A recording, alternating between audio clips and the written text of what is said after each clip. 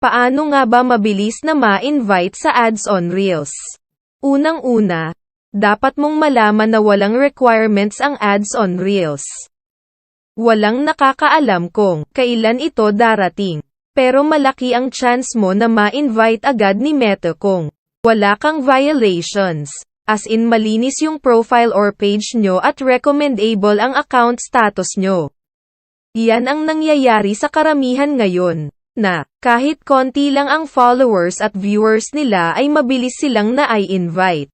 Pangalawa, maging tunay na content creator, pwede po kayong mag-upload ng random videos pero make sure po na quality at engaging content. Ibig sabihin content na magkaka-interes ang viewers mo na panoorin ang video hanggang sa dulo. Pangatlo, makipag-engage ka sa kapwa mo creators.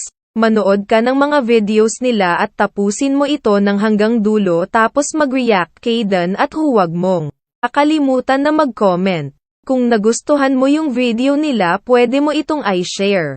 Kung hindi ka na makapaghintay na ma-invite, try mo nang mag-request kay Meta, wala namang mawawala kung susubukan mo. Sana nakatulong. Follow me for more videos and tutorials. Thank you.